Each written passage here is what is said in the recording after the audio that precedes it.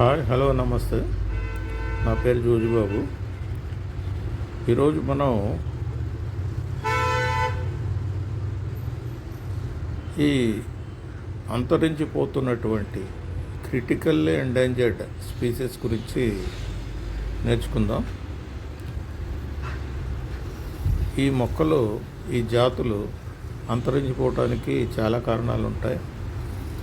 దేశ కాలమాన పరిస్థితులను బట్టి అవి రాను రాను అంతరించిపోతూ ఉంటాయి. అలా అంతరించిపోతున్నటువంటి ఈ చెట్ల జాతుల్లో కొన్ని ముఖ్యమైన వాటి గురించి మనం నేర్చుకుందాం. అలాగే ఇవి అంతరించిపోవటానికి మానవ తప్పిదాలే ఎక్కువగా కారణం అవుతాయని మన సైంటిస్టులు చెప్తున్నటువంటి నిజాలు. అవేంటో మనం ఎలా అంతరించిపోతున్నాయి, ఎలా కాపాడుకోవాలి, వాటి గురించి, వాటి జీవిత చరిత్ర గురించి మనం ఈరోజు తెలుసుకుందాం. ఓకే ఫ్రెండ్స్, చూడండి, ఈ అంతరించిపోతున్న చెట్లలో ముఖ్యమైనది రేవడి చెట్టు. సో డెలీనియా పెంటగైనా, దీన్ని మనం తెలుగులో రేవడి చెట్టు అని కూడా పిలుస్తాం. ఇది క్రిటికల్లీ ఎండేంజర్డ్ స్పీసీస్ జాతుల్లోకి మన IUCN అంటే ప్రపంచ పర్యావరణ సంస్థ అయినటువంటి international union for conservation of nature వాళ్ళ సర్వేలో తేలింది ఈ చెట్టు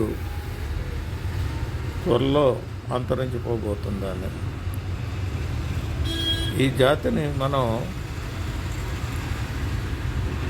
అంతరించిపోతున్న జాతిగా వర్గీకరించారు. కాబట్టి మనం సోషల్ ఫారెస్ట్రీ నర్సరీలో కానీ లేదా ప్రైవేట్ నర్సరీల్లో కానీ విత్తనాలను విరళంగా ఇవ్వడం ద్వారా పెద్ద ఎత్తున రక్షించి మరియు ప్రచారం చేసి వాటిని కాపాడాలి. సో సోషల్ ఫారెస్ట్రీ నర్సరీసే కాకుండా ప్రైవేట్ నర్సరీలో కూడా ఈ విత్తనాలని మనం సేకరించి విరాళంగా ఇవ్వాలి. సో ఇదొక కార్యక్రమం చేపడితే చాలా మంచిదని నా ఉద్దేశం. సో విత్తనాలను విరాళంగా ఇవ్వటం అనేది డబ్బులు విరాళంగా ఇవ్వటం, లేదా వస్తువులు విరాళంగా ఇవ్వటం, లేదా అనేక రకాలైన ప్రజలకు ఉపయోగపడే వాటిని విరాళంగా ఇవ్వటం అనేది మనకు తెలుసు. కానీ ఈ విత్తనాలను విరాళంగా అంతరించిపోతున్న జాతికి చెందినటువంటి విత్తనాలని విరాళంగా ఇవ్వటం అనేది ఒక కొత్త concept. As a forest officer మీరు చాలా వరకు ఈ ఏప్రిల్ మే నెలల్లో విత్తనాలు వచ్చే టైం కాబట్టి ఆ విత్తనాలని సేకరించే కార్యక్రమం మీరు కానీ, మీ తోటి సహోద్యోగులు కానీ, లేదా మీ దగ్గర ఉన్నటువంటి క్యాజువల్ లేబర్తో కానీ ఒక కార్యక్రమం ఒక 2 నెలలు చేపట్టండి. అలా సేకరించిన విత్తనాలని సోషల్ ఫారెస్ట్రీ నర్సరీలో కానీ లేదా ప్రైవేట్ నర్సరీలకు కానీ విరళంగా ఒక కార్యక్రమం ఏర్పాటు చేసి వాటిని ఇవ్వండి. ఆ ఇచ్చినటువంటి విత్తనాలని నర్సరీలో ఒక సంవత్సరం లోపే వాటిని నాటించే ఏర్పాటు చేయండి. ఎందుకంటే ఆ విత్తనాల యొక్క వైబిలిటీ, జీవిత కాల పరిమితి 1 సంవత్సరం మ్యాక్సిమం ఉంటుంది. కాబట్టి ఈలోపే వాటిని మనం మొక్కలుగా పెంపొందించి వాటిని తిరిగి మళ్ళీ ప్రజల ద్వారా గ్రామాల్లో లేదా కొన్ని సంస్థల ద్వారా, స్వచ్ఛంద సంస్థల ద్వారా నాటించి ఏర్పాటు చేస్తే ఈ అంతరించిపోతున్న చెట్లని కాపాడుకోవచ్చు అనేది నా ఉద్దేశం. అలాగే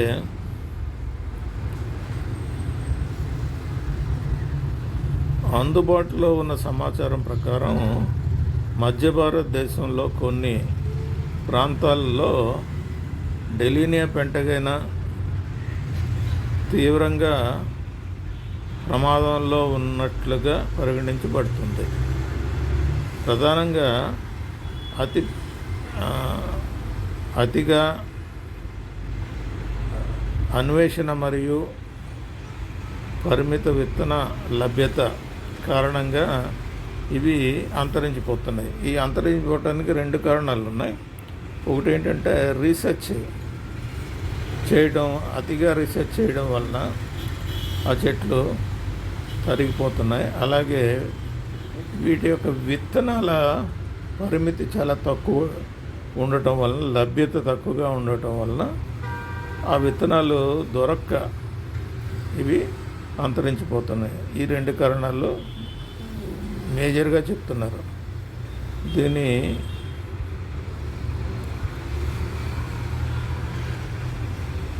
కాబట్టి వీటి జనాభాలో గణనీయమైన క్షీణత ఏర్పడింది.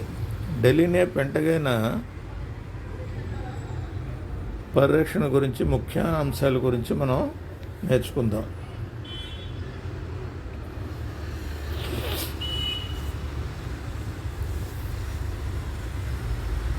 ఈ జాతి అతిగా ఎక్స్‌ప్లాయిటేషన్ చేయటం ద్వారా కూడా అంతరించిపోతుంది.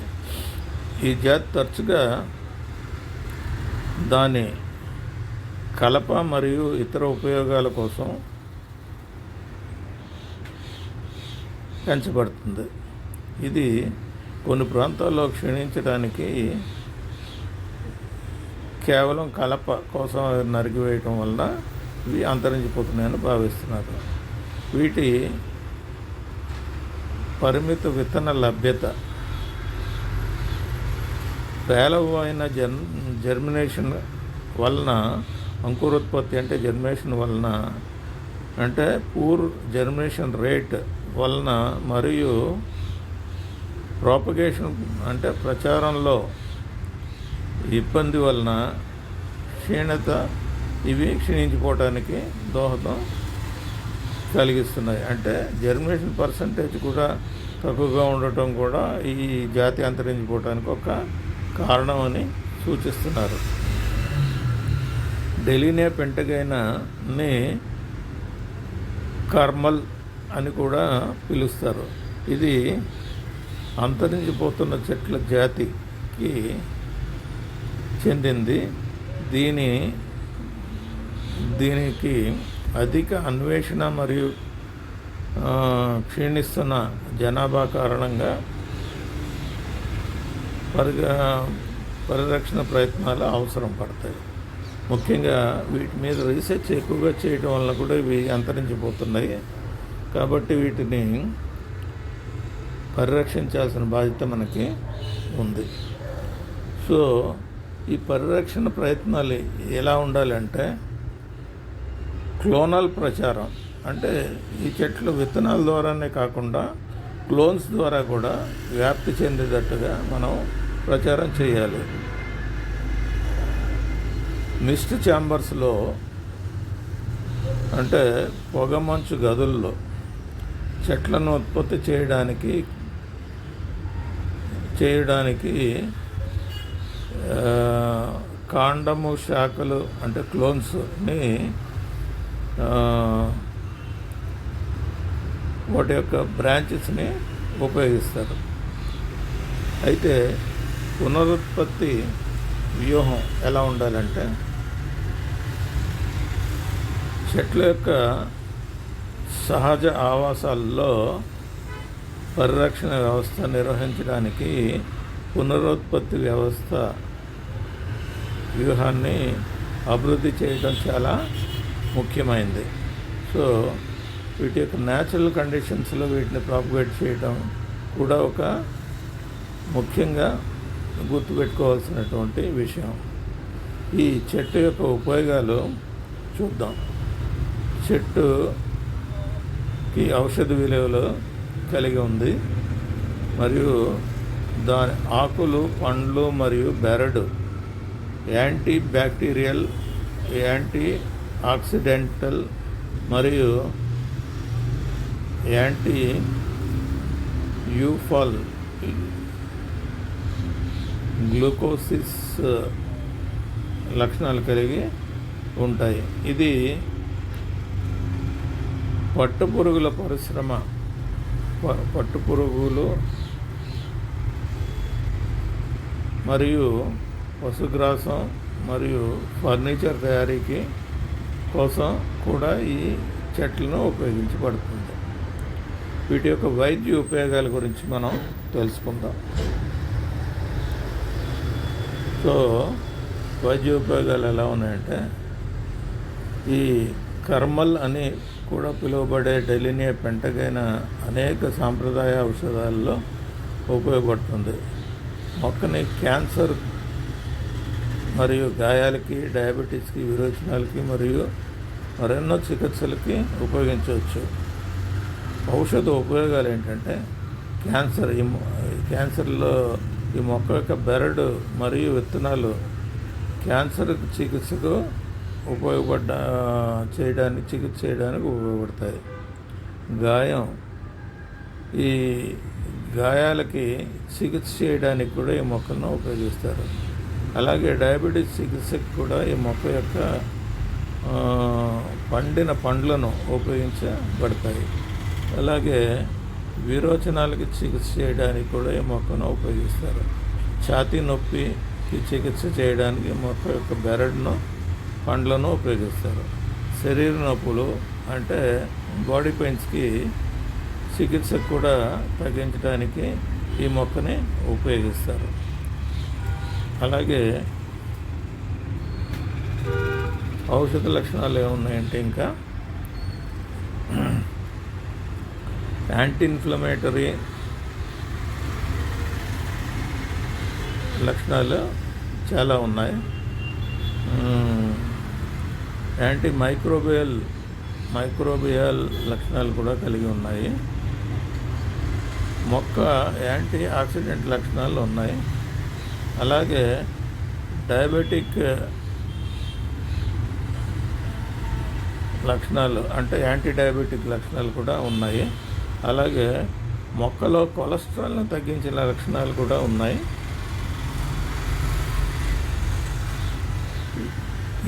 ఇకపోతే ఈ మొక్క యొక్క ఇతర ఉపయోగాలు ఎలా ఉన్నాయంటే,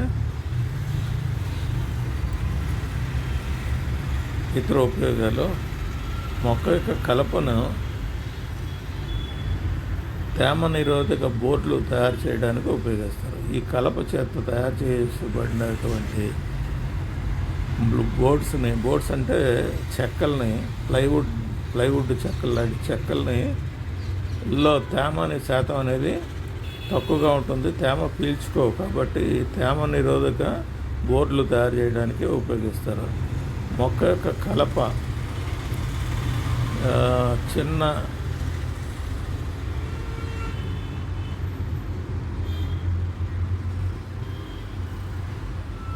బొగ్గు తయారు చేయడానికి కూడా ఉపయోగిస్తారు. అలాగే ఈ మొక్క మార్కెట్లో లభ్యత ఎలా ఉందంటే, డెలినియా పెంటగైన పండ్లు, కలప మరియు ఔషధ లక్షణాలు కలిగి ఉపయోగించే ఈ మొక్క యొక్క బెరడు, ఆకులు మరియు పండ్లు వివిధ సాంప్రదాయిక మందులు ఉపయోగిస్తారు. ఈ మందుల షాపుల్లో కూడా మనకి దొరుకుతాయి.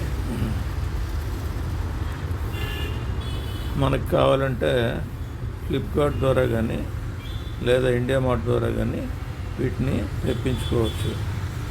బెరడు యొక్క కషాయాన్ని టానిక్స్లోనూ, నొప్పి నివారణ మరియు డెలివరీ తర్వాత స్నానం చేయించడానికి ఉపయోగిస్తారు. బెరడులోని రసాన్ని నొప్పి నివారణకు ఉపయోగిస్తారు.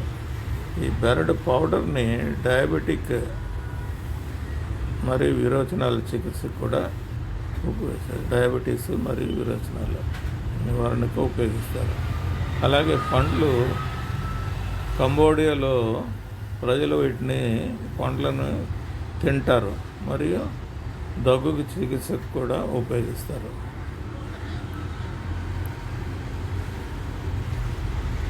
అయితే ఈ కలప ఆకులు పొడి చేసి రొమ్ము క్యాన్సర్కి చికిత్స చేయడానికి జానపద ఔషధాల్లో ఉపయోగిస్తారు. అలాగే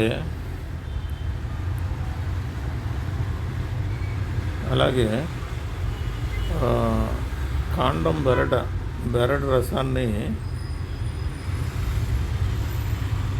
లింఫోసిస్ చికిత్స కూడా ఉపయోగిస్తారు. ఇతర ఉపయోగాలు ఏంటంటే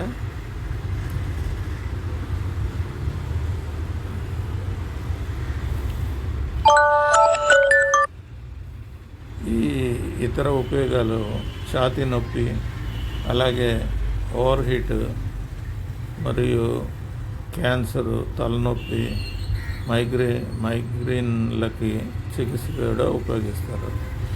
జలుబు మరియు జ్వరానికి కూడా ఉపయోగిస్తారు. అలాగే రక్త విరోచనాలు అవుతుంటే వాటికి కూడా వీటిని ఉపయోగిస్తారు. ఇతర సమాచారం ఏంటంటే ఈ మొక్కలు భారతదేశంలోనూ, దక్షిణాసియాలోనూ, ఆస్ట్రేలియాలోనూ మరియు ఉప ఉష్ణ మండల ప్రాంతాల్లో ఎక్కువగా మనకి లభిస్తాయి. ఈ మొక్కను గుర్తించడానికి ఎలా గుర్తించాలి అంటే ఈ మొక్కను ఒకసారి చూద్దాం.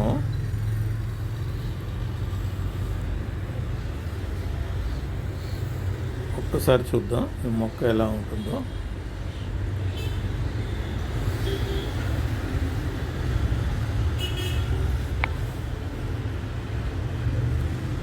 చూశారు కదా మొక్క.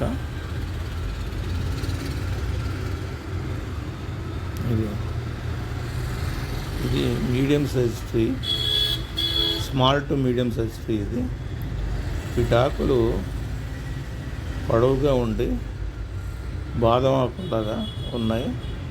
చూడండి, చాలా పొడవుగా ఉంటాయి. ఆకులను బట్టి కూడా మనం ఇది డెలైనా పెంటగానే చెప్పవచ్చు. దీని కాండం ఇలా ఉంటుంది. అంటే దాదాపుగా మనకి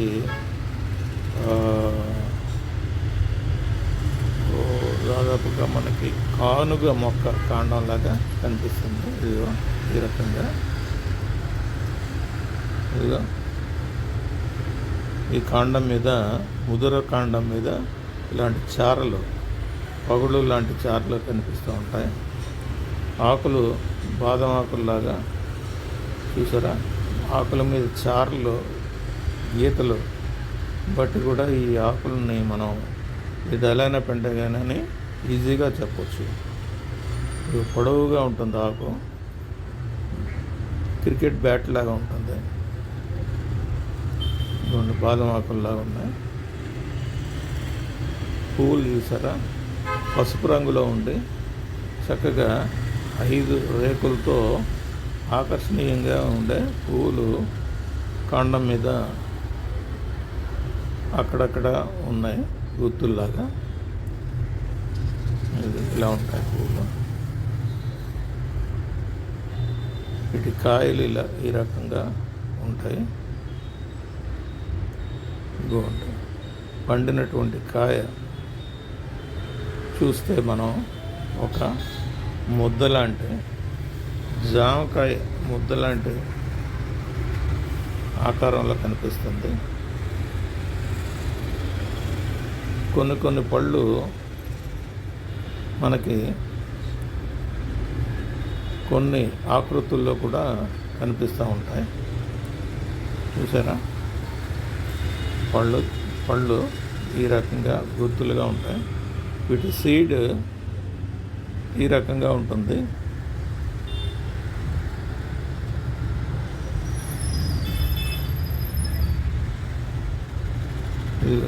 ఇది సీడ్, ఇది సిల్వర్ ఓక్ సీడ్ లాగా కనిపిస్తుంది కదా మనకి. చూడండి, గింజలు గట్టిగా ఉంటాయి. వీటి మెడిసిన్స్ తయారు చేస్తాం.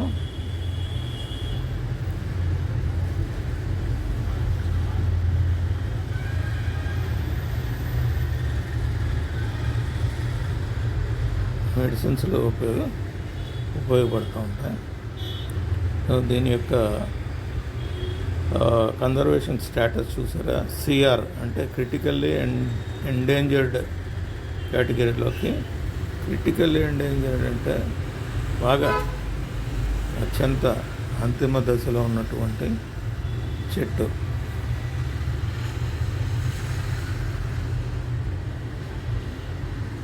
దీనికంటే ముందు ఎక్స్టింక్ట్ ఇన్ వైల్డ్, ఎక్స్టింక్ట్ అని 2 స్టేజీలు ఉన్నాయి. వాటిలోకి వెళ్ళిందంటే మాత్రం మనకి ఆ మొక్కలు వైల్డ్లో కనిపిస్తాయి కానీ బయట ఎక్కడ కనపడవు అనే అర్థం. అలాగే ఈఎక్స్ అంటే టోటల్గా ఎక్స్టెంట్ అయిపోయినట్టు లెక్క. ఓకే, ఇప్పుడు మొక్క గురించి చూద్దాం రండి.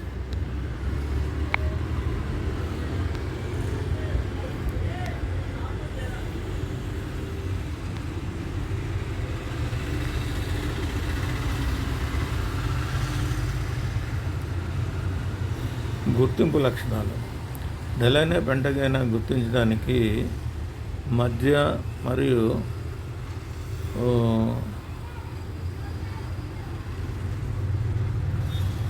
షార్ట్ అండ్ అంటే చిన్న, స్మాల్ అండ్ మీడియం ట్రీ. ఇది ఆకురాల్చే చెట్టు. ఇది పెద్ద దీర్ఘచతురస్రాకార ఆకులు, అలాగే కొమ్మల చివర్లలో సమూహాలుగా ఉంటాయి. పువ్వులు సువాసననిచ్చే పసుపు పువ్వులు ఉంటాయి. ఆకులు లేని రెమ్మలపై సమూహాల్లో కనిపిస్తూ ఉంటాయి ఈ పువ్వులు. మరియు వీటి పండ్లు 5 కార్పెల్స్తో గ్లోబోజ్గా కండ కలిగి ఉంటాయి. వీటి పండ్లు ఎలా ఉంటాయంటే 5 లోపల 5 భాగాలు కలిగి గుండ్రంగా, గ్లోబోజ్ అంటే గుండ్రంగా ఉండి కలిగి కండ కలిగి ఉంటాయి. ఆకులు సాధారణంగా పెద్దవి, 100 సెంటీమీటర్ల పొడవు వరకు కూడా ఉంటాయి. ప్రముఖ సమాంతర సిరలు అంటే ఈ ఆకుల మీద గీతలుగా ఉన్నాయి చూసారా, లాటరల్ వెయిన్స్. ఇవి సమాంతరంగా ఉంటాయి, ఒకదానికొకటి సమాంతరంగా ఉంటాయి. మరియు బెరడు బూడిద రంగులో ఉంటుంది చూశారు కదా. ఇది సాధారణంగా భారతదేశం మరియు ఆస్ట్రేలియాలో కనిపిస్తుంది. ఇకపోతే కీలక లక్షణాలు. ఆకులు దీర్ఘచతురస్రంగా ఉంటాయి. కోణాలు బ్రాంచెస్ చివరలో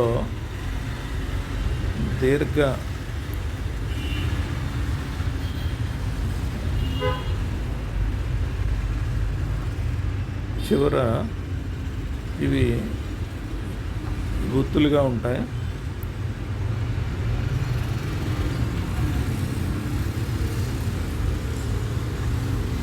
ఈ ఆకులు కింద కొద్దిగా నూగు లాంటి వెంట్రుకలు ఉంటాయి. పూలు సువాసన ఇస్తాయి. 5 రేకులు కలిగినటువంటి పూలు ఉంటాయి. చిన్న క్లస్టర్లో కనిపిస్తాయి. ముఖ్యాంశాలు ఏంటంటే ఫ్లవరింగ్ జూన్ టు ఆగస్టు వరకు ఫ్లవరింగ్ ఉంటుంది. అలాగే fruits appear in October and till March April వరకు వస్తాయి. ముందు సంవత్సరం అక్టోబర్ నుంచి నెక్స్ట్ ఇయర్ మార్చ్ ఏప్రిల్ వరకు ఫ్రూట్స్ వస్తూ ఉంటాయి. సీడ్ కలెక్షన్ ఏమో డిసెంబర్ టు జనవరి చేస్తే మంచిది. Seed viability is very low. ముఖ్యంగా ఈ అంతరించిపోవటానికి ముఖ్య కారణం ఇదొకటి. సీడ్ వైబిలిటీ చాలా తక్కువగా ఉంటుంది. అంటే ఈ సీడ్ కలెక్ట్ చేసిన వెంటనే పళ్ళను కలెక్ట్ చేసిన వెంటనే ఆరబెట్టి ఎండబెట్టి వాటిని పగలగొట్టి సీడ్ తీసి ఆ సీడ్ని కూడా ఎండబెట్టిన తర్వాత వెంటనే మనం సోయింగ్ చేయకపోతే వాటి వైబిలిటీ ఉండదు, germination percentage very very low అనమాట. ఇది ఒకటి బాగా గుర్తుపెట్టుకోవాలి. అలాగే సీడ్ ట్రీట్మెంట్ ఇమ్మీడియట్గా కలెక్ట్ చేసేస్తాం కాబట్టి సీడ్ ట్రీట్మెంట్ ఏమీ దీనికి అవసరం లేదు. మై డియర్ ఫ్రెండ్స్, మనం ఈ అంతరించిపోతున్న డెలీనియా పెంటగైనా అంటే మనం దీన్ని తెలుగులో ఏం చెప్పుకున్నాం, దీని పేరు డెలీనియా పెంటగైనా అంటే రేవడి చెట్టు. సో ఈ రేవడి చెట్టు గురించి కొన్ని వీడియోస్ని మీకు కింద దిగువన ఇచ్చాను. ప్రతి మొక్కకి ఒక 5 వీడియోస్ పెడుతున్నాను. దయచేసి వీడియోస్ని క్షుణ్ణంగా పూర్తిగా చూడండి. ఇంకా కొంచెం ఇన్ఫర్మేషన్ మీకు దొరుకుతుంది. సో ఇంకేమన్నా డౌట్స్ మీకు ఉంటే దయచేసి నాకు కామెంట్ చేయండి, నేను మీకు ఆన్సర్ చేస్తాను. కాబట్టి ఫ్రెండ్స్, అంతరించిపోతున్న ఈ చెట్టును కాపాడదాం, భావితరాలని బతికిద్దాం. ఇది నా slogan. Okay friends, thank you. ఇంకో మొక్క హిస్టరీతో మళ్ళీ ఒకసారి మిమ్మల్ని కలుస్తాను. Thank you so much. Thank you for listening to me.